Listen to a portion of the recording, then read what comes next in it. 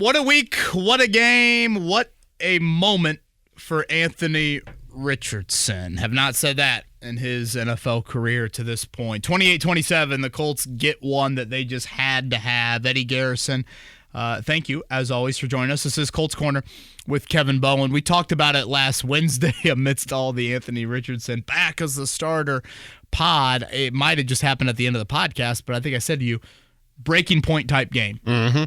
And boy, if you just go back to the fourth quarter, man, I mean, your win probability is not very high, I would say, for, good stretches of that fourth quarter there.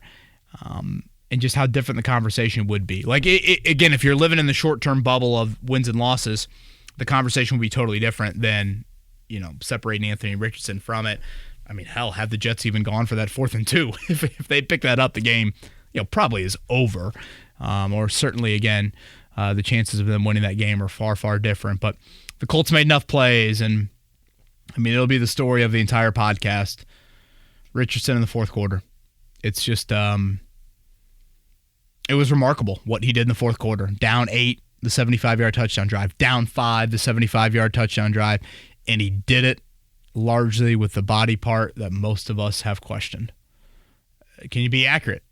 Can you deliver different types of balls? Can you, lead a team in the fourth quarter on the road, that type of moment, Hall of Fame quarterback on the other sideline? All those things, that is the unscripted beauty that the NFL provides week in and week out. It's why he needs the reps, and the kid delivered. He delivered big time in a setting we haven't seen a Colts quarterback deliver in quite some time. Yeah, it was his first comeback win, right? First career comeback victory? Yeah, first game-winning drive, yeah. And, I was trying to think back on this. I actually did this last week as the Colts are going through all the chaos at quarterback. I thought, when's the last time you feel like the Colts have had a true quarterback moment in the fourth quarter? I don't know how you define what a quarterback moment is, but, like Matt Ryan chucked that one ball to Alec Pierce, and Pierce went up and got it against Jacksonville Christmas a couple years against ago. Arizona. Yeah. I thought about the Desmond Patman play by Carson Wentz. And then, Minshew, you win in overtime in Tennessee last year, but it just doesn't seem like they've had that very often. And I thought Richardson, I thought the down 8 drive might have been more impressive than the down 5 drive. Yeah. I mean, the 3rd and 2 rollout to Mo Alley Cox, that's kind of my sneaky play of the game. Mm-hmm. You're down 8 there. The Jets take away Pittman. They read it beautifully. They're in Richardson's face. He's got to make an off-balance throw. And, if it's 4th and 2 at that point, you probably go for it. If you don't get it, who knows what transpires from there. So you played some complimentary football early, and that was key. But the takeaway is your quarterback. And all the possibilities, all the miss, all the, man, this is why you play him. You never know if it's going to look like that. For one Sunday, Eddie, it looked like that. Mm-hmm. And it looked like that in the most important quarter of your season when you needed it. And we'll get into this a lot as we focus on Richardson, but like at that point of the game, Eddie, your scripted portion is thrown out the window. Like you needed his right arm to deliver. Yeah. And the legs were cut off a little bit. Certainly he scores the game-winning touchdown with his legs, but 8 of 10 in the fourth quarter, 129 yards, 6 of those 8 completions, at least 10 yards, the 2 fourth quarter drives.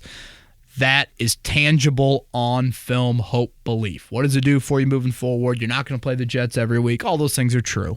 But we have not had a Monday pod where I've sounded like this. Nope. And for good reason. Anthony Richardson deserves to be celebrated for the effort that he gave you yesterday. I thought a sneaky good play or a sneaky pivotal play. I know it's in the first half, and sometimes we often forget about some of the plays that happened in the first half. Just because the game was a one-possession game and everyone focuses in the fourth quarter and some of the, big plays at the end. But Josh Downs making that diving catch on is that the Colts' first drive? Yeah, first third down of the game, right? Yeah, the first third down, Downs makes that full extension grab, sets the tone a little bit, gives the Colts a little life offensively, and I think that probably is gets Richardson going a little bit in terms of his confidence. Yeah, and I thought in general, Shane Steichen committed to the run game. That play to Downs was probably the only true drop back Richardson had in the first 10 or 12 plays. But, to your point, I'm such a big believer in game flow. I enjoy that you go back to a first half play because, if Downs doesn't come down with that, you go 3 and out. Yeah. And you just return the favor there. So it is fun. And I thought Richardson had a guy right in his face there and hung in there and delivered it. And before we move on any further, because I want to get to Richardson specifically, game ball to Matt Gay.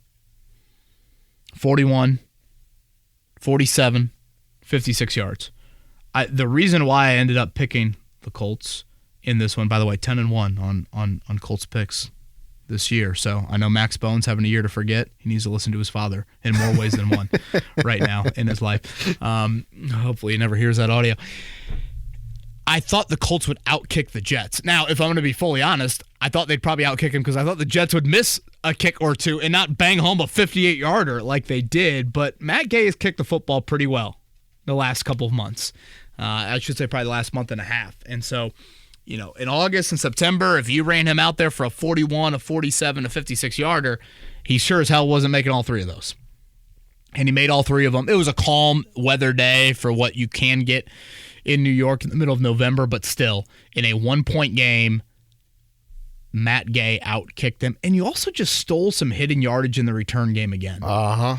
And it wasn't just all Josh Downs. I mean, certainly Downs does it as a punt returner, but Ashton Doolin and Tyler Goodson each had a couple of big kick returns. Like, that stuff matters in one-point games. That stuff adds up. So I wanted to make sure that we acknowledge the special teams group and especially Matt Gay before we got into what I liked. Matt Gay, perfect inside of 50. He is 16 of 16, now 3 for 6, 50 or longer. Let's transition now into what you did like. We'll start with the quarterback, Anthony Richardson. And Kevin, on Friday on Query and Company, we were talking about expectations for Anthony Richardson, and I told Jake Query and Jimmy Cook, I said, it's not as much of what I want to see from him. It's what I want to see from the pieces around him. I just felt like I wanted to see him in a better situation, using his legs more. The Colts did that early, and I think that played a large part of him being as successful as he was in the fourth quarter. Yeah, I thought Shane Steichen ran a game plan that I saw a whole lot at Grand Park. And I've kind of been waiting for it this season. I'm like, damn, they have really not gone to the Richardson run game as much as I thought they would. And I think that can kind of settle him into a game. I think back to Mike Sanford, Andrew Luck's offensive coordinator at Stanford, who said that Luck wanted a deep ball into the game plan in the first 5 or 6 plays because he wanted to get hit and wanted to feel like he was a part of the game, which describes exactly how Andrew Luck is wired as a football player, or maybe was, is probably the better tense to use on it. But nonetheless, I do think there's an element with these style of players that they need to kind of feel that to get into the game. And sure, there's a fine line with it. And trust me, there were moments watching Richardson on Sunday, I thought, oh my gosh, how is he surviving some of these hits? Not only that he is absorbing, but certainly the hits that he was delivering as well. But yeah, Shane Steichen, I thought, put him into some nice areas to settle into things. And I also thought it was necessary with 3 rookie offensive linemen. I mean, Eddie, we'll get more into this and what I didn't like. I thought it was your worst offensive line game of the year. Oh, yeah. And so for Anthony Richardson to have the best game of his career behind 3 rookie offensive linemen in a game where they struggled, in my opinion, is a huge, huge element to this as well. So, again, you can look at the stats, and they're obvious for Richardson. 66%, that's a career high. 272 yards, that's a career high. 3 total touchdowns, that ties a career high. But, again, more than any of it, when the game is on the line, the right arm had to get it done. And that's what we question with him. Yeah. It is passing. It's accuracy. The fourth quarter moxie, I don't know if we've really, to be fair, I don't think outside of maybe the Houston game and the first game of his career, Eddie, I don't recall too many times he's been in these moments. Down, here's the ball, what are you going to do with it? And the first game of his NFL career, he threw a pick. The Houston game, I don't know if I blame him solely for the fourth quarter, inability to construct one of those drives. I thought the offensive line was poor, but just like a little thing. Go back to that Houston game last time he played. The first play of that drive, what does he do? He stays in bounds instead of running out of bounds. Mm-hmm. Again, it might seem like a little thing, but okay, how are you going to react the next time you're in this situation? Well, what does he do? He leads the 70-yard touchdown drive down 8. And I bring up the 3rd and 2 to Mo Alley Cox.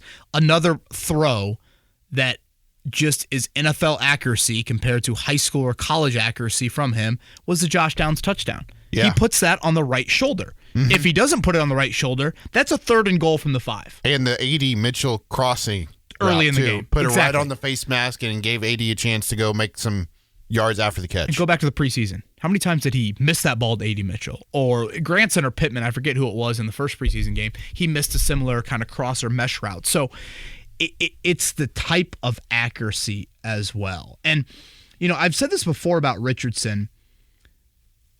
I almost don't care if he's an effective runner. And by that I mean this. I know he's a good runner. I know it's a dynamic weapon. I know he can run over 190 pound EBs. That is all fine and well. But what is going to get me to say, oh boy, there's something really real here? There is a budding quarterback here. It's fourth quarters like we saw yesterday. It's when your team needs it and your legs are cut off a little bit, can you deliver? And again, down 8, 70-yard touchdown drive, the ball to Allie Cox, the ball to Downs. Down 5, 2:41 to go, the ball to Pierce. And I believe he checked into that, the pump, knowing that a lot of these teams are jumping that Josh Downs little out route. Mm-hmm. And then you've got a window, and that's kind of a touchy ball, and he fits it in there. And then the very next play, it's a different type of ball.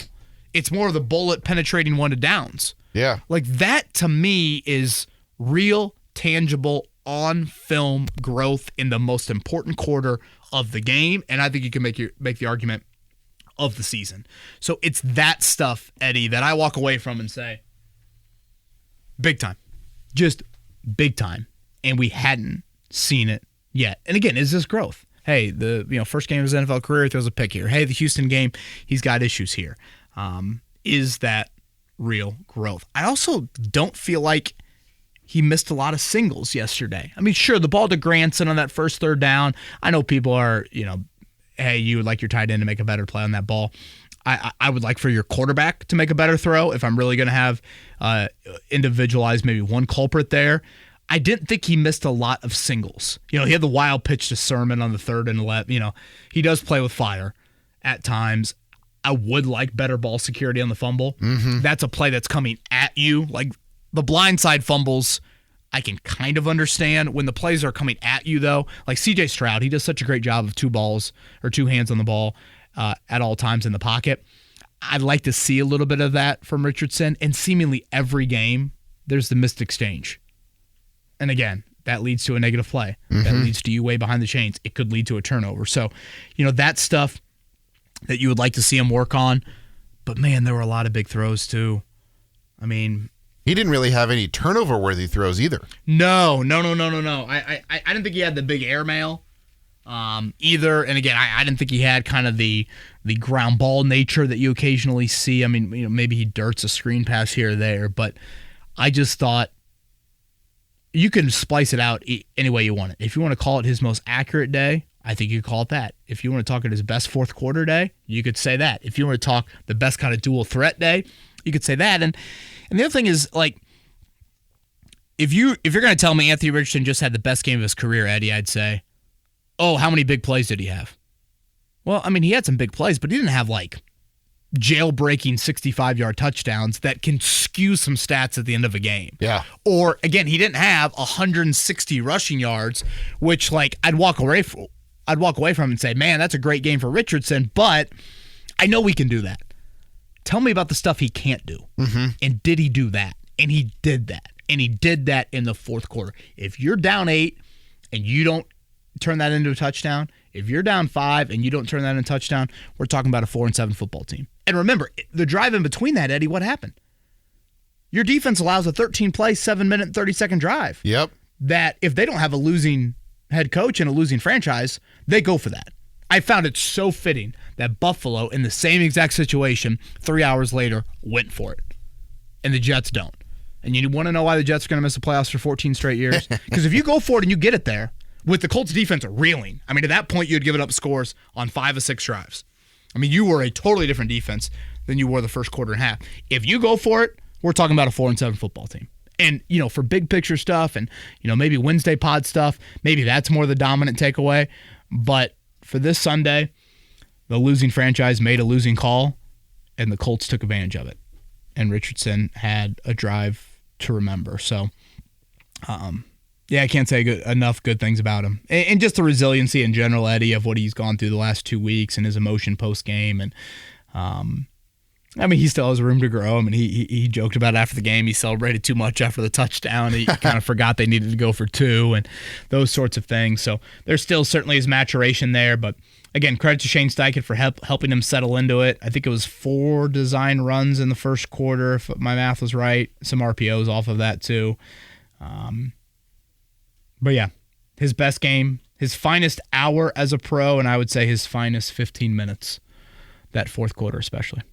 Looking at the Colts' longest plays from Sunday, they only had 4 plays of 20 yards or longer, and 4 of their top 6 plays in terms of yardage came in the fourth quarter. You had the big 39-yarder to Pierce, the 20-yarder to Pittman, a 19-yarder to Pierce, and a 17-yarder to Josh Downs. And again, it's obviously the Pierce play was huge. Those were all in the fourth quarter. Huge, but it's just more of a kind of like second-level passing game. Like you and I have brought up a couple plays today, the ball to Downs and the ball to Mitchell, allowing some catch and run. I mean, those are areas of the field he hasn't been good in throwing the football. Like, I know he can throw a deep ball, but it's the underneath stuff. It's like, all right, can you deliver here? And he did in some really, really critical situations. And now it's on tape. The miss, the possibilities, it's there. It's a real-ish NFL team. It's on the road. It's in the fourth quarter, and you did it with your right arm. Now how does it go moving forward? Because I think now what you're going to start to see teams do is, again, probably sell out even more on him as a runner. Just because, oh boy, that weapon is there. And, obviously the Jets did a nice job on Taylor. How much of that was offensive line driven. But, how do you handle success? This is something that is, if you go back to, his 1 year starting at Florida, Eddie, he has the great game against Utah. And for 1 week, people are calling him a Heisman candidate. Mm-hmm. And it's Will Levis and the Kentucky Wildcats coming into town the next weekend, and Richardson plays horrific. Boy, wouldn't it be fitting if it was Tennessee coming to town this week? I know, yeah. Man Campbell, slightly different than what Mark Stoops is providing there. So again, how do you handle this now? That's the next step. But we'll get more into that on Wednesday. Anthony Richardson, game of his young career. I know we're talking about a lot of firsts with Anthony, and I think this is one that we need to add to the list. This was the first game so far through his career where I felt like he won them the game. His play won them the game. It wasn't the defense. Right. It wasn't Jonathan Taylor. It wasn't special teams making a play. This was the first game of his career where Anthony won the game because of Anthony and not of the pieces around him. It's well said. It's funny, Eddie. The Colts are now 6-5, and Richardson starts. So before Sunday, they were 5-5, and all of them were one possession besides that Jacksonville game, his opener. Isn't that such a weird win-loss record?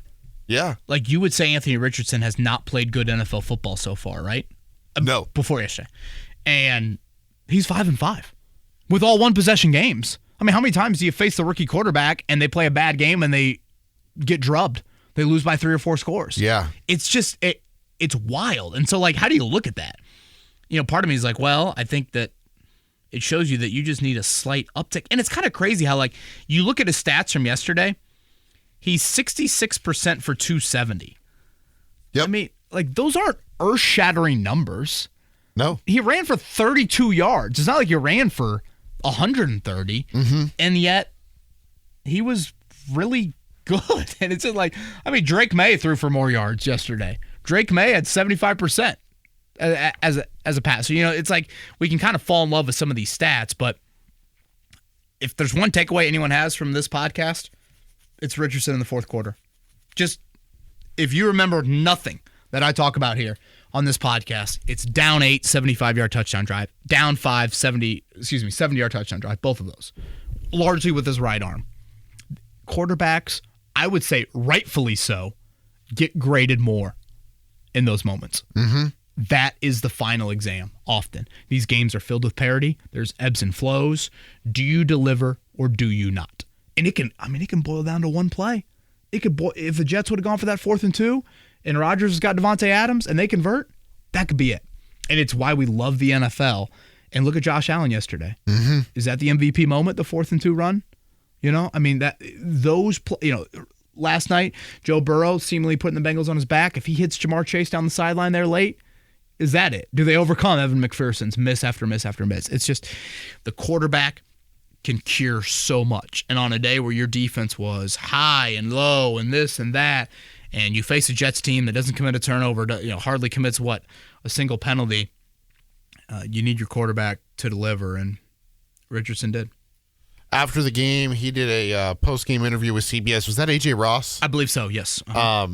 And when she was interviewing Anthony, he mentioned complimentary football. And that was the first time it felt like all season where the Colts did have some complimentary action to their game. And that's item number 2 and what you liked. Yeah, I thought for 25 minutes, Eddie, your most complimentary football, I'd say all year long. And when I say that, I mean all 3 phases. So you had 3 scoring drives in that span. Matt Gay made 2 field goals of north of 40 yards, and your defense didn't allow a first down until 90 seconds ago in the first half. Mm-hmm. Maybe Pittsburgh, I don't know, I'd have to go back. I mean, just true complimentary football of like all 3 phases doing its part. Chicago for the first half? Maybe Chicago, yeah. But, again, you had the 1 3 and out there, but you had the 9-play field goal drive, the 8-play touchdown drive, the 10-play field goal drive. I mean, those were, some big plays. And again, your defense helps you out. DeForest Buckner, what a great read by him on the Tyler Conklin QB sneak. I mean, that is a very heady play. A lot of guys, I think, can kind of get hands on the hips there. When you see a quarterback in the shotgun, you see him start to audible, you realize it's not going to be snapped. I don't think we see a ton of NFL teams do that. I know Kansas City's done it, but still, just a really heady play by Buckner there. I thought your defensive line in general created a little bit more playmaking early on and certainly at the end. That helps out in a big way. So, again, the complimentary football did not last, but let's not lose sight of, 13-0 was important. It forced the Jets to be pretty perfect the rest of the way. They were certainly better the rest of the way, but the boo birds and the doubting of, hey, do you have a chance to win, all of that stuff, I did think that can kind of weigh on you over 60 minutes. Let's transition now into what you did not like. We will start with the offensive line, and I'm going to continue researching this, but I'm willing to wager, Kevin, that the 24 attempts for 57 yards is the fewest rushing yards Jonathan Taylor has had in his career with at least 20 carries. If not, it's his second worst. Against Tennessee in 2022, he had 20 for 42. So it was one of the worst days of Jonathan Taylor's career rushing the football in large part because the offensive line didn't really give him much room to run.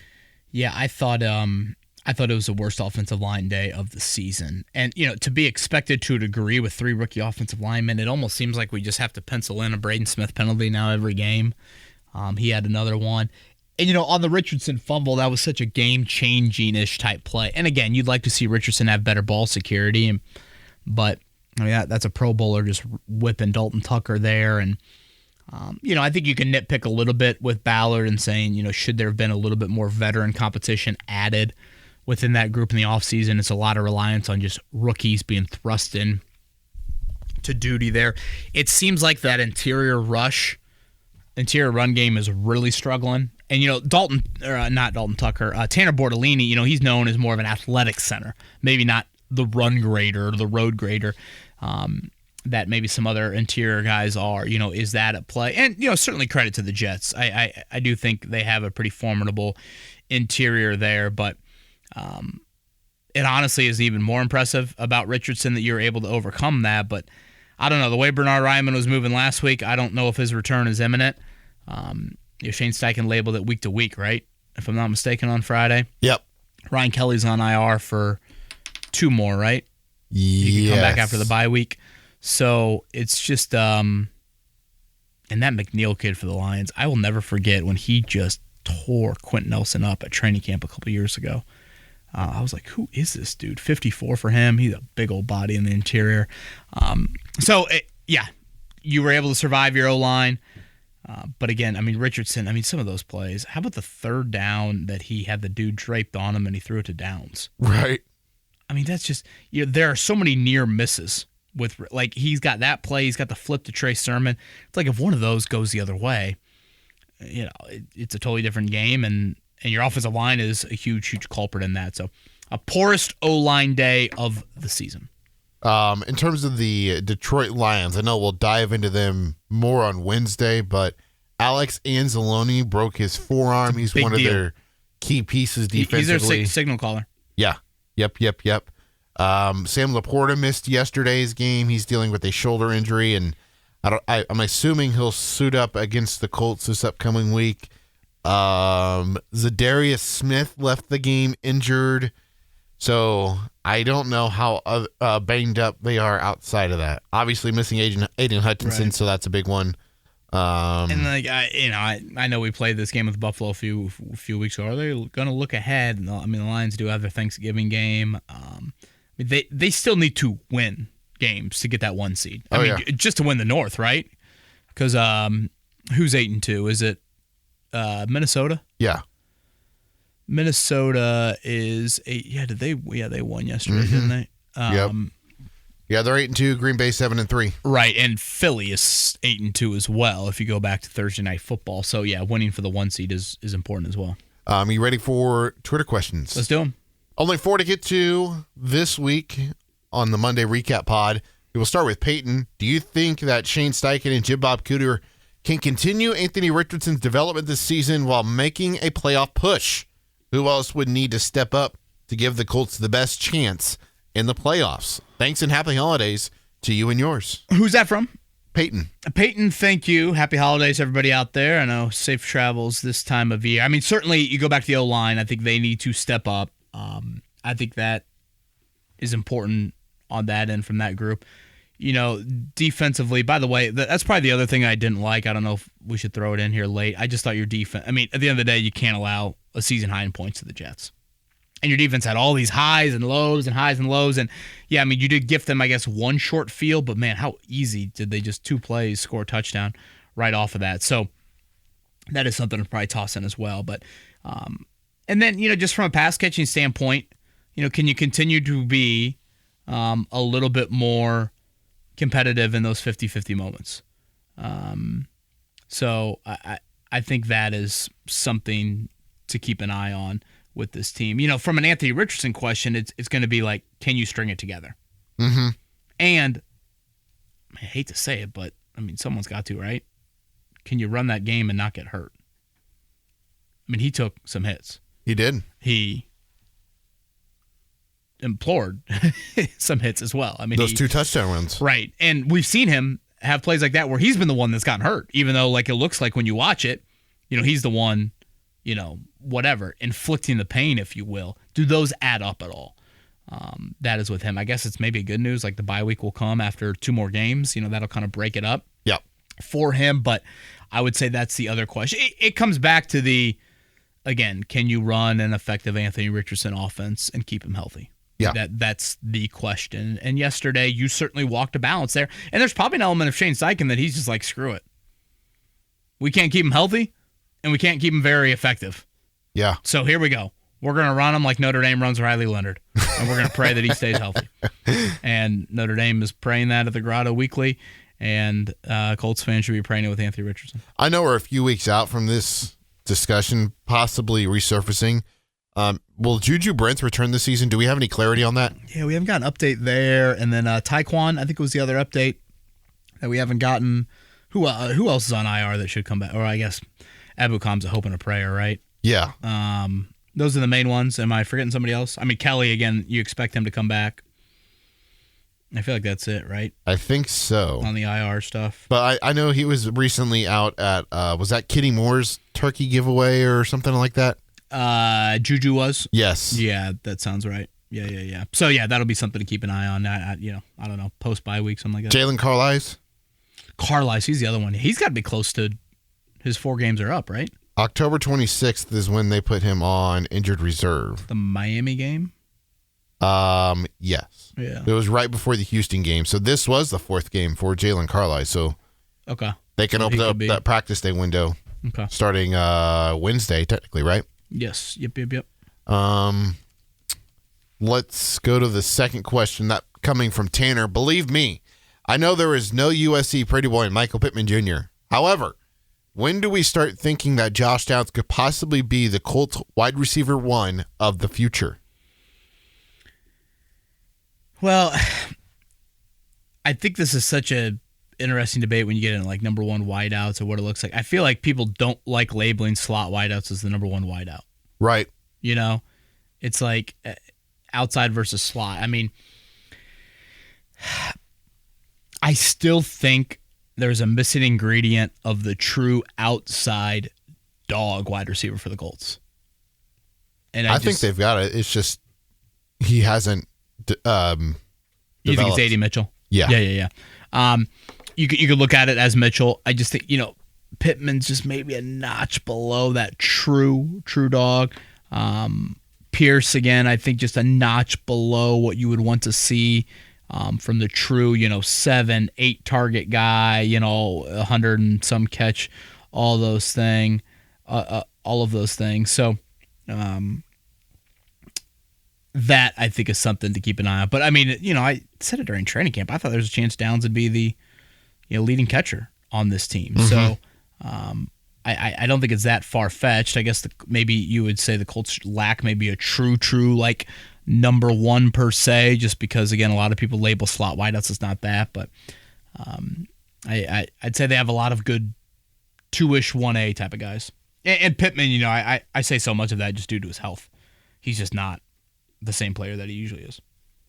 Did we get full clarity on what Juju's injury was outside of it just being a knee injury? Did we get clarity on what part? Meniscus, MCL, I don't know, one of those parts. Okay. 2 questions left, Jason and Austin. We'll go to Jason first. Assuming Shane Steichen is the designer of the tush push, why haven't the Colts figured it out? It has a far better success rate than slamming JT up the middle. It's funny. I had on my list of questions last week to ask Shane Steichen why he hasn't been a big QB sneak guy. And then the news cycle changed. So I decided to push QB sneak related questions a little bit further down the list. Oh, come on, Kevin. Just the interior O-line, and I felt this for the last couple of years, Eddie. Don't you just feel like they aren't very effective in short yardage up the middle? Am I wrong on that?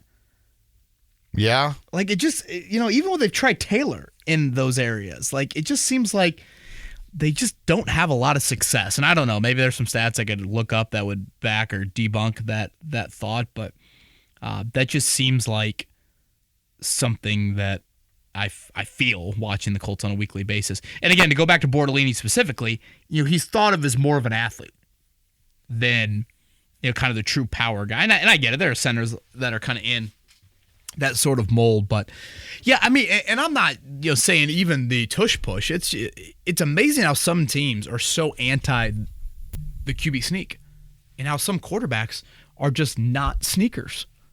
It's like, wow. I mean, it just from an athletic standpoint, it seems like just a very nonchalant play of whatever. You put your foot in the ground and you dive forward. And Patrick Mahomes dislocated his kneecap and he hasn't done it since. And it's like Jacoby Brissett seemingly was 98% when the Colts used that as a QB. Tom Brady was almost 100. Right. So, yeah, it's a fair question, but it's certainly odd for the Colts. Final question is from Austin. Do you think the Colts should use more 4 wide receiver sets, especially on 3rd down? I'd rather have A.D. Mitchell on the field over the tight ends. Thank you. Boy, did you see Mitchell's snap count?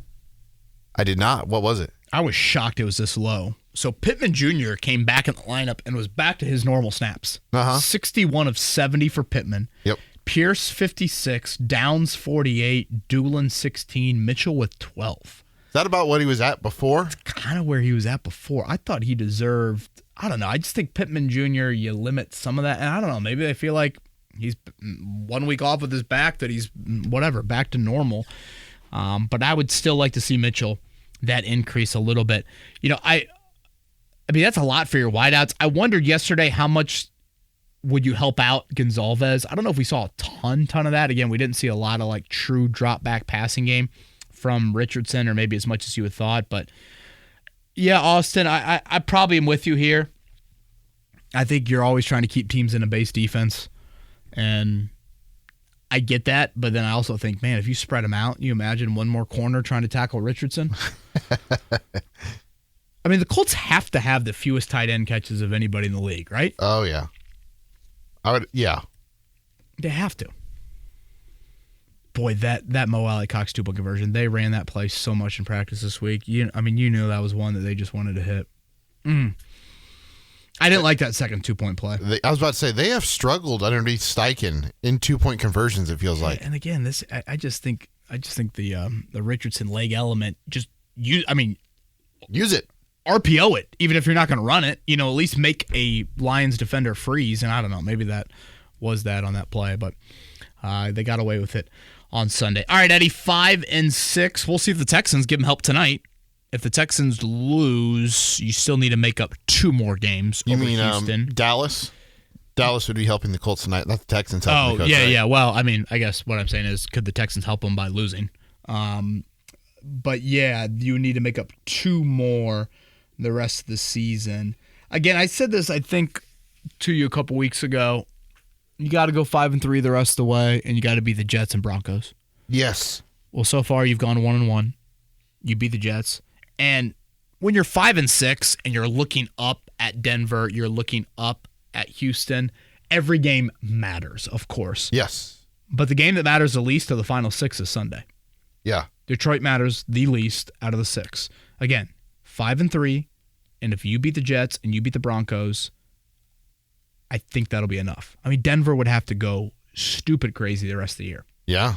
Now, their schedule... Have you seen their schedule? It's not very daunting. It's very easy. So they've got, I think, the next 2 weeks, I want to say it's Raiders, Browns, and then they have a bye week with you. So weirdly, the teams the Colts are all competing with all have the latest bye in the NFL. Denver, Houston, and Indy. And then Denver also ends with Kansas City. Will Kansas City be playing Carson Wentz in that game? Or will they still be playing for home field? Yeah, Denver has at Vegas, Cleveland, bye week, Colts, at Chargers, at Bengals, home against the Chiefs. I can't name 8 Broncos players. Outside of Patrick Surtain, I cannot name a Denver defender. Defender? Browning? Do they still have Browning? Do they have... is Justin Simmons around, or is he gone? He's in Atlanta. Offensively, Sutton, McGlinchey. They drafted the kid from Notre Dame, Estime. Javonte Williams, I swear I've drafted in fantasy for 30 straight years. And Bo Nix is good at football. Yeah. He had a really good day yesterday. It's pretty impressive what Denver has done so far this season. So, again, all of the games matter to a large degree. I don't want to lose sight of that. But if you said the Colts are going to go 1-1 the next 2 weeks, you want New England and not this one. Yeah. I mean, that's just the nature of how tiebreakers work in this league. Now, Denver, it will be a head-to-head tiebreaker, but if for some reason you got bottled into another tiebreaker, conference record would come into play with a lot of those teams. Some NFL news this morning with Colts implications. The Giants have decided they are turning to Tommy Cutlets. That is Tommy DeVito. He will be starting for the Giants for what seems to be like the rest of the season for them after the bye week. Brian Dable talked with the owner and the GM, and it sounds like they are saving some money or down the line by not playing Daniel Jones, because if he gets hurt, it's like the whole Russell Wilson thing in Denver. Was it Carson Wentz here? From last season. Or Matt Ryan here? I think it was Matt Ryan, wasn't it? I think so. It was like $28 million is what Daniel Jones would be owed if he gets hurt this season. So they are playing the smart business decision and not the football decision here by going with Tommy DeVito. Is that a good thing for the Colts or not?